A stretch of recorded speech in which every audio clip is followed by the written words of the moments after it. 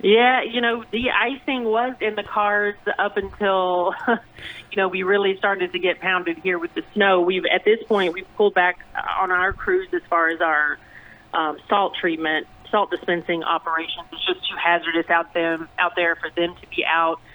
And at this point, how effective is it going to be? So we are, we issued, and I noticed it in your report, thank you for reporting that we did issue overnight a notice that we've deemed all roadways impassable. That doesn't mean that they're closed. I-20, of course, is still open. I-49 south of Burt Coons is still open, but they are not in a condition where we, would encourage anyone to travel. Strongly discourage any type of unnecessary travel at this point. And then there's really, right now, we are at the mercy of Mother Nature, as we know, because we've got another storm that's forecast to come through the area, in a couple days. So, status of bridges, Erin. What is the status of the bridges getting over the Red River? It's not great. You expect to slip and slide. We've got folks slipping and sliding all over I-20 right now. So it's just really not a great situation if you don't have to get out there. It's not to be alarmist, and it's not to put people into a panic to say that roads are impassable. It's just that we hope people take it seriously. So the status of the bridges and overpasses are that we consider them to be impassable at this point, meaning they're hazardous for travel. Miss Erin, from a personal standpoint, I was on I-20 this morning at about 4:45 to 5. And like you said, it's open. But I wouldn't suggest. And open is a very in the sense that there's no barricade. In the it's sense not that illegal.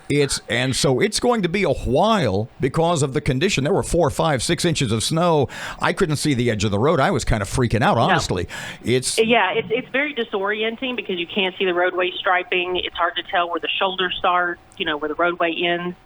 And so once you get into a situation where you kind of feel that start to panic a little bit, that's when, we may get into crashes, either a single vehicle crash or a crash with other motorists as well. So it's not something any of us are used to, obviously. So, although even if there's not a... go ahead. My point was that because of the condition, because of the vehicles we have, or more specifically don't have, it's not really going to change much over the next, say, 12 hours or longer, right? Yeah, probably longer than that. We're not, obviously not expected to get above freezing. And then with another winter storm on the way, it could be catastrophic for us, especially for considering power outages. I mean, it's going to be crippling for sure because travel is just going to be non-existent, basically.